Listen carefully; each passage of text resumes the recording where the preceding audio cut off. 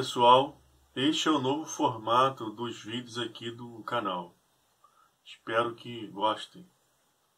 Falamos sobre as medidas cautelares diversas da prisão, com previsão no artigo 319 do CPP.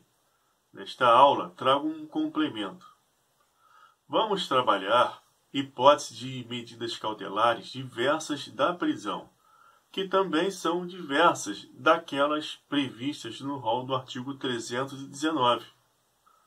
Como vocês sabem, medida cautelar processual visa assegurar a idoneidade do processo para que a finalidade pública representada pelo devido processo legal de base constitucional, lá no artigo 5º, inciso 54, seja atingida. Afinal, diante da prática de crime, o processo jurisdicional penal precisa ter início, desenvolver-se regularmente e encontrar termo com a sentença. Ocorre que, durante esse transcurso procedimental, intercorrências podem surgir e macular o processo penal. Uma dessas intercorrências, por exemplo, é a fuga do investigado ou do réu. Se a pessoa vier a fugir, a lei penal não será aplicada.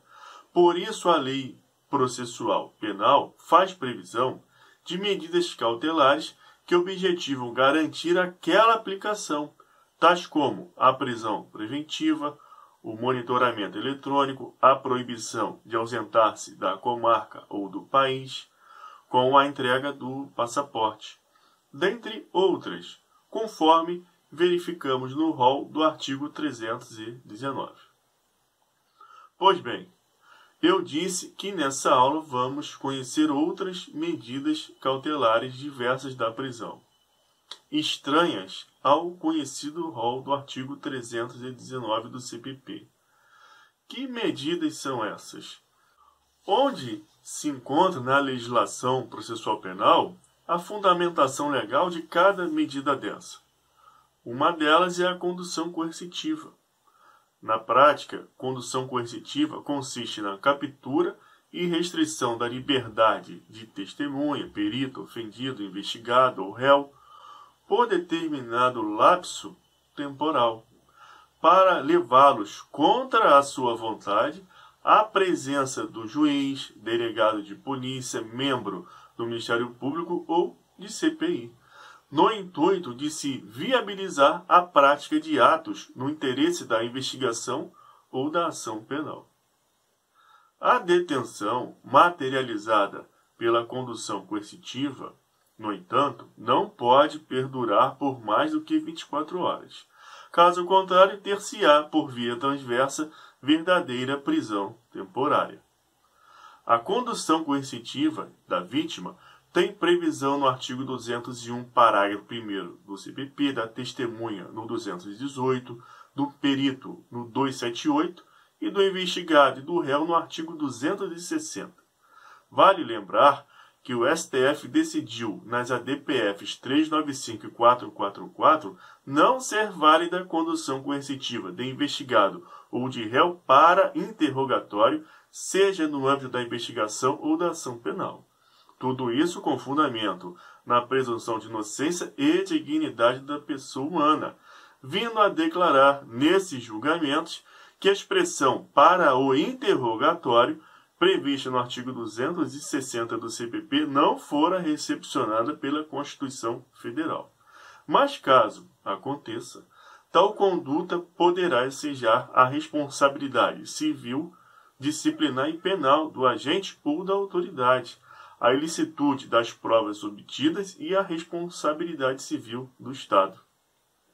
Aliás, a condução coercitiva descabida ou sem intimação prévia configura crime punido com pena de detenção de 1 a 4 anos e multa, nos termos do artigo 10 da Lei de Abuso de Autoridade.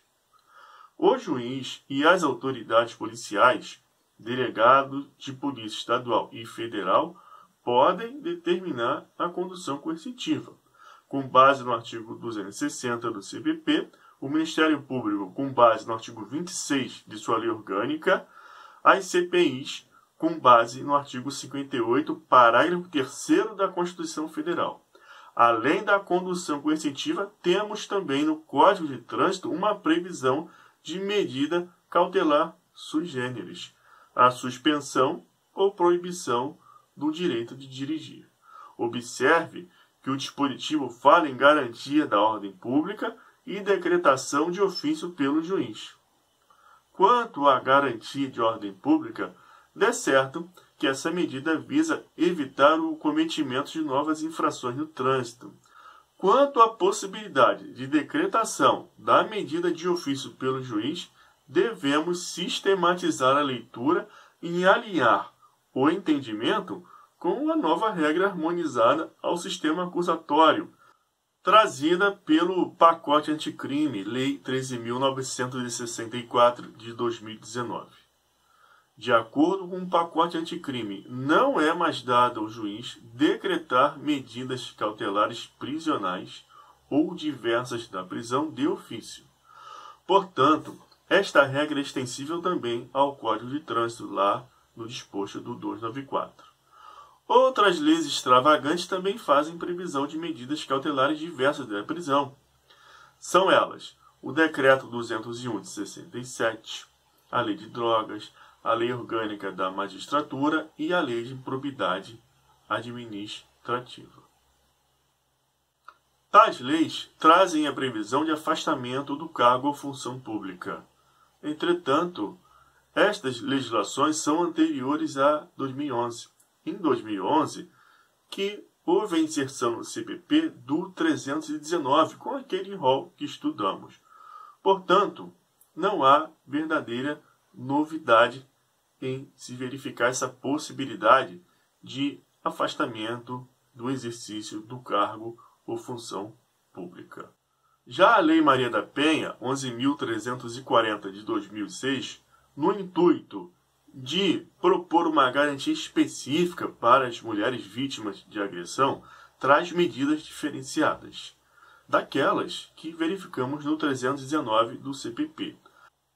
Temos a suspensão da pós ou restrição do porte de armas, afastamento do lar, domicílio, local de convivência com a ofendida, restrição ou suspensão de visitas aos dependentes menores, prestação de alimentos provisionais ou provisórios, comparecimento do agressor a programas de recuperação e reeducação e acompanhamento psicossocial do agressor.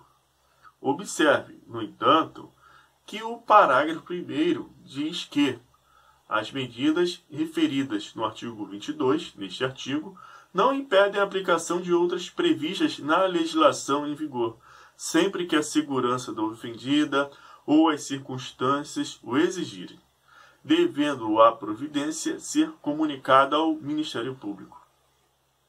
Assim, o juiz poderá acumular tais medidas com aquelas mais genéricas que vimos lá do artigo 319 do CPP. A exemplo do monitoramento eletrônico ou comparecimento periódico em juízo. Espero que tenham gostado. Fico por aqui. Até a próxima. Um abraço.